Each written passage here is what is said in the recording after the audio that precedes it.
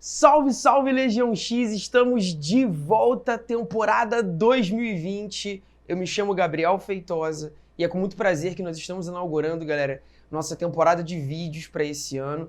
Dizem que no Brasil, de fato, o ano só começa depois do carnaval e nós estamos cumprindo, esse ditado, voltando aqui da folia com todo o gás para você, preparando para o seu concurso vestibular e militar em mais um ano de vídeos. Vamos sim estar com vocês semanalmente aqui no YouTube e, é claro, na nossa plataforma também, o projeto xedu.com.br, com os cursos voltados para o Enem, para a UERJ, para a SpaceX, para a ESA, como já estamos fazendo desde 2018, galera. É um imenso prazer estar aqui reinaugurando essa temporada com vocês e trazendo um tema, galera, que é muito importante para os primeiros momentos aí da sua preparação, tanto em História Geral como também nos estudos da filosofia e da sociologia, esse conceito importante aqui que é o modo de produção escravista, conceito que a gente vai utilizar aí muito nas primeiras aulas do ano em Grécia, em Roma, para entendermos um pouco do desenvolvimento dessas civilizações da antiguidade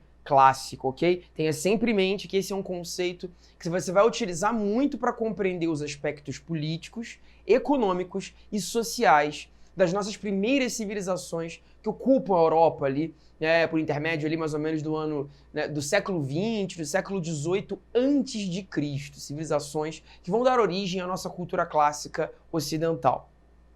Galera, primeiro aqui parte para uma definição básica do que seria esse modo de produção escravista.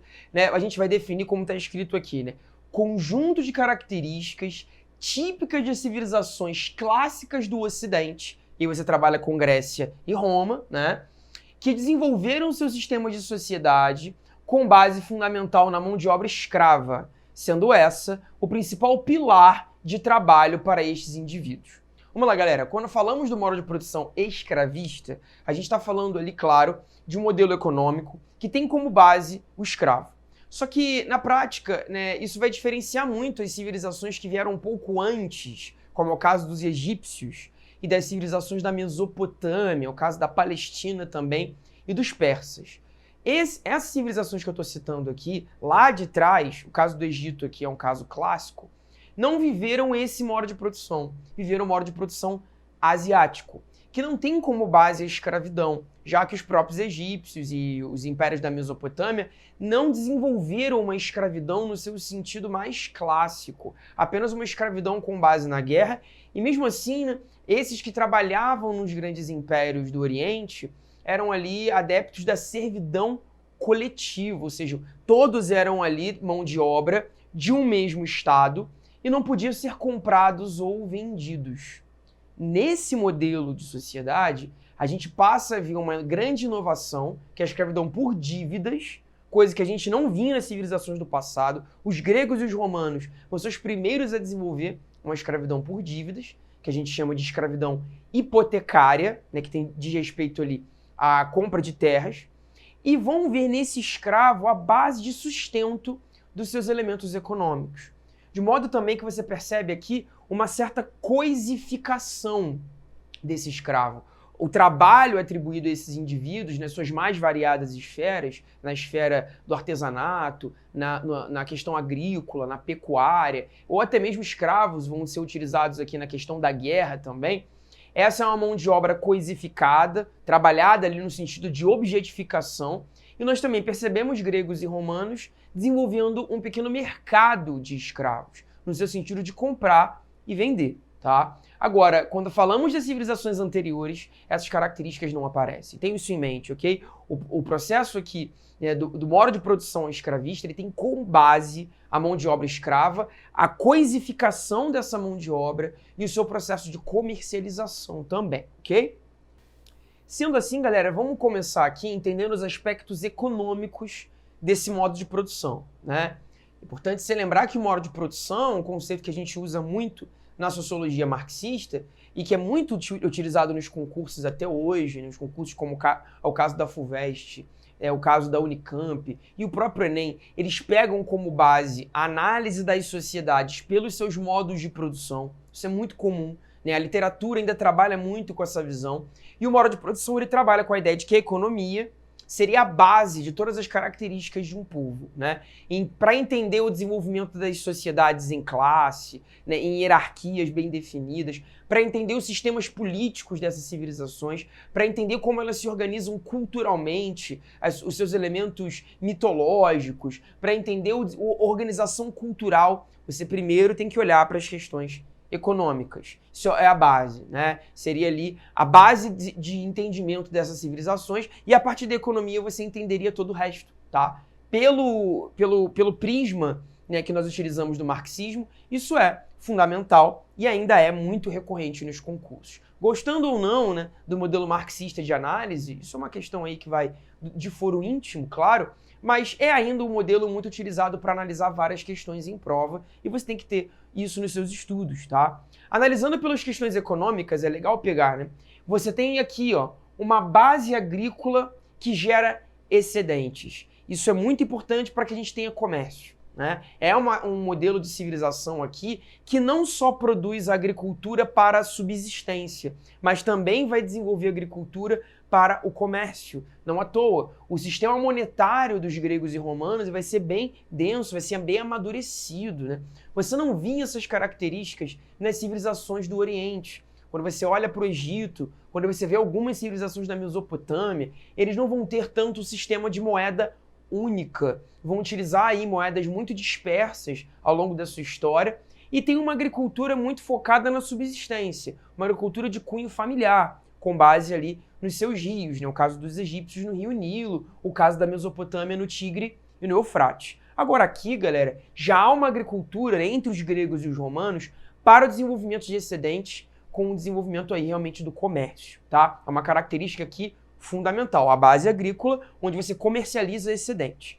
Legal perceber também, como a gente já trabalhou, a escravidão aqui, ela não é só por guerra, ela também vai se desenvolver com base em pessoas endividadas, de modo que você vai perceber a escravidão do grego pelo próprio grego e, claro, a escravidão do romano pelo próprio romano, né? Uma escravidão por parte dos endividados dentro dessa sociedade. Aqui cabe uma observação, na verdade, um detalhamento, né? Essa escravidão por dívida, ela não vai existir ao longo de toda a história grega, nem ao longo de toda a história romana, tá? Sempre trabalha aqui. No caso dos gregos, a escravidão por dívidas, ela vai sendo anulada por um legislador chamado Solon, que é um cara que a gente detalha bastante lá no nosso curso, né? No nosso curso específico no site. A gente fala bastante das questões legislativas na Grécia Antiga. A gente tem as reformas de Drácon, Solon e Clístenes. O Solon é o cara responsável ali no período arcaico, né, pelo desenvolvimento, na verdade, do fim da escravidão por dívidas. Ele assina uma lei anulando esse modelo de escravidão. Então, a partir do Solon, você só teria escravidão por guerras entre os gregos, tá? No caso aqui, em Atenas. Quando você olha para Roma, a escravidão por dívidas ela vai ser anulada quando teremos a assinatura da Lei das 12 Tábuas, que se dá ali no meados do período republicano.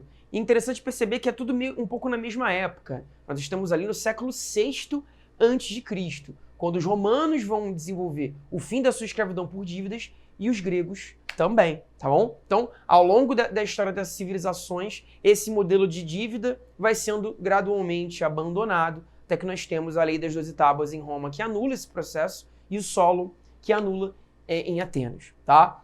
É importante perceber que é aqui que nós temos também o primeiro desenvolvimento da propriedade privada da terra, a propriedade privada dos bens de produção, ali dos meios de produção, perdão. O meio de produção entenda como aquilo que gera riquezas, né? A terra, o latifúndio, no caso do Brasil colônia, o engenho será um meio de produção, tudo aquilo que de alguma maneira você possa investir para desenvolver, claro, capital, para desenvolver mais investimentos. Seria ali o dinheiro que gera dinheiro, né? O dinheiro investido que gera mais retorno, que gera lucro. Esse meio de produção, para os gregos e para os romanos, agora ele pode ser privado. Diferente das sociedades no Egito, no caso da Mesopotâmia, e também na Pérsia, lá no Irã, onde a propriedade ela é muito ligada à coletividade do Estado, né? O Estado nas civilizações do Oriente, ele tem total controle das terras, a propriedade é estatal. Aqui nós percebemos a minha terra, a sua terra, a terra do outro, a ideia de uma propriedade privada. Isso na Grécia vai ficar muito claro no período arcaico, que a gente está vendo aqui, definindo aqui, no período arcaico, quando você começar a ver o desenvolvimento da polis. A polis, esse modelo de cidade-estado do grego, né? A polis, ela vai mostrar pra gente, no período arcaico, o seu desenvolvimento urbano de cidades independentes entre si, e nessas cidades nós temos propriedades privadas. Ou seja, já dá para dizer que no modo de produção escravista, pela primeira vez na história, nós temos uma classe de proprietários bem consolidada, um poder, né, localizado em latifundiários, os gregos vão chamar de eupátridas. Os romanos vão chamar de patrícios. Essa classe dominada pela elite latifundiária que detém as suas propriedades. E uma classe despossuída, que não tem quase nada. Seria ali a mão de obra, seja ela mão de obra livre ou a mão de obra escrava. Mas estamos falando de uma sociedade que pode ser dividida de maneira bem simples entre proprietários e despossuídos. Isso já é uma marca do período escravista, do modo de produção escravista, que nós não víamos anteriormente, tá? Isso é muito importante de ficar claro aqui. Agora, galera, do ponto de vista político, né, a gente também pode analisar os gregos e os romanos de uma maneira um pouco mais geral, pegando, por exemplo, a ideia da cidade aqui, né? A cidade como espaço político. Os gregos e os romanos vão inaugurar esse modelo de cidade que prioriza a convivência, que prioriza o debate, que prioriza o uso ali da palavra para a execução das suas leis, né? A cidade, para o egípcio, não funcionava dessa forma. As cidades, nas civilizações anteriores aos gregos e aos romanos, é um espaço muito mais de monumentalismo, né? De uma monumentalidade das grandes construções arquitetônicas que priorizam, claro, a homenagem aos deuses e aos imperadores. A cidade, nesse sentido, para o egípcio, por exemplo, é o espaço ali de ostentação dos grandes faraós, ali do monumentalismo arquitetônico. Aqui, não só, né? Além de ser, claro, para o grego, a cidade como símbolo da monumentalidade, a gente percebe, por exemplo, uma área mais elevada da polis, que a gente chama de acrópole, onde as grandes construções são desenvolvidas, os grandes templos estão na acrópole grega, estão nessa região mais elevada da cidade. Então é claro que a arquitetura ela tem ainda o seu aspecto monumental, mas a cidade não serve só para isso. A cidade também serve como espaço de troca, como espaço de debate, como a gente vai percebendo muito nos textos, né? Os textos que vão para a prova, que falam de Grécia, dão muita ênfase à palavra, o uso da palavra como execução da cidadania, onde você na prática se coloca como um cidadão por meio da troca. Isso também é uma coisa que você vê nas cidades romanas, né? Então há uma urbanização aqui como sinônimo de civilidade. O próprio romano vai utilizar muito bem esse conceito, onde ele se projeta como o civilizado, onde ele se projeta como ápice de uma civilização e projeta nos outros aqueles que não vivem em cidades, aqueles que falam outras línguas como bárbaros. São os selvagens. São aqueles que não falam o latim. Para o romano, o sentido da sua evolução, o sentido do seu progresso, ele está muito associado às suas cidades, né? Já que os bárbaros, a gente pega como exemplo aqui os vikings, não viviam em grandes cidades, né? Viviam, na verdade, nas suas tribos, numa agricultura, ali no modelo de sociedade muito ruralizada, né? Então é legal perceber que esse é um aspecto político típico de gregos e romanos. E claro, vão se organizar politicamente de uma maneira muito diversa. Dependendo da localidade, o modelo político muda. Você tem, por exemplo, no caso aqui, um modelo oligárquico, que a gente atribui em algumas etapas da história ateniense. Atenas foi governada por uma oligarquia por um bom período da sua história, sobretudo ali no período homérico, no período arcaico, onde nós tínhamos os latifundiários no poder, os chamados eupátridas, como eu disse. Um poder localizado na mão de poucos. Isso significa oligarquia, né? Oligos, poucos, arquia, poder. Então, quando a gente tem uma pequena elite governando em Atenas, chamamos esse modelo de modelo oligárquico. Há também momentos da própria história de Atenas que ela foi governada por reis. A gente tem isso no caso de Esparta também, né?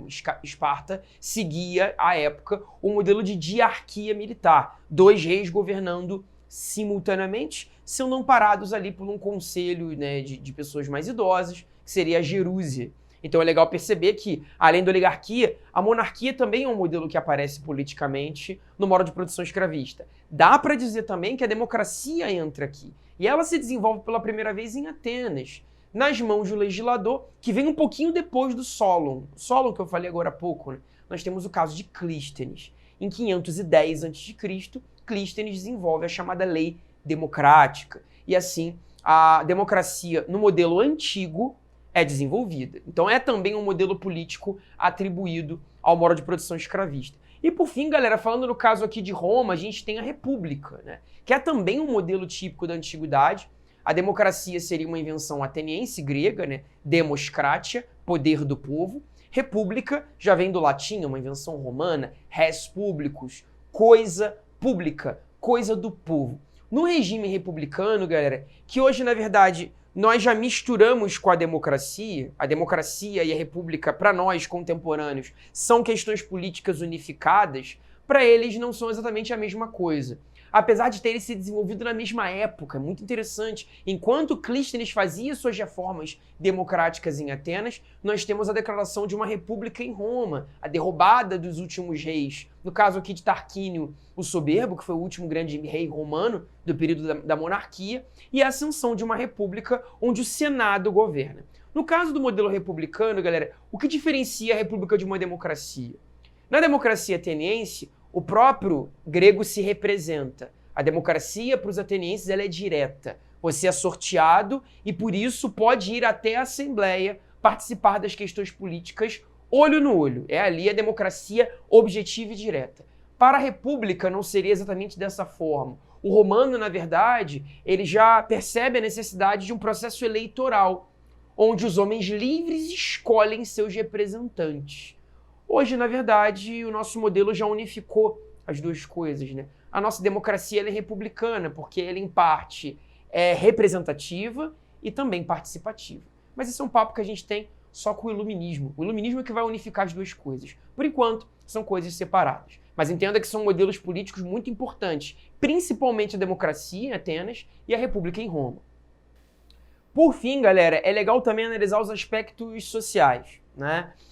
Dentro da análise social do mundo grego e do mundo romano, conceito-chave aqui, galera, a ideia de uma sociedade com base na renda, uma sociedade censitária. Esse é um conceito que a gente já trabalha muito na sociologia e que cria um contraste forte. Quando falamos das sociedades, no caso do Egito, ela não era censitária. O modelo social dos egípcios é um modelo estamental, onde você é colocado num nível aqui porque nasceu dentro dele. A sociedade estamental, ela vai levar ali como regra a hereditariedade. Então, todos da mesma linha hereditária ficarão sempre no mesmo nível social. Sociedade estamental, portanto, ela é muito rígida. Aqui, no modelo censitário, como o seu nível depende da sua renda, nós podemos dizer que existe mobilidade social. Vários gabaritos de prova já trabalham com essa noção, especialmente no caso em Roma. Há um aspecto de mobilidade tanto ascendente como decrescente, de cima ou de baixo para cima, de cima para baixo, no seu sentido ali de formação do romano. Especialmente na República Romana, a ascensão e a decrescção sociais, elas vão ser muito comuns. A gente relaciona muito ao período de guerra, né? Quando você tem ali o desenvolvimento da classe de cavalaria, dos guerreiros romanos liderando exércitos e conquistando novas terras, claro, aglutinando latifúndios para suas famílias, há um processo de ascensão social. Ao passo que as novas terras, elas não são distribuídas entre todos os plebeus de maneira igualitária. Então você tem muita concentração de terras na mão ali de uma elite militarizada e o plebeu acaba ficando de lado nesse processo. Então muitos empobrecem mais ainda. Então é legal perceber que há essa possibilidade de mobilidade. E quanto mais renda, mais direitos o cidadão vai possuir.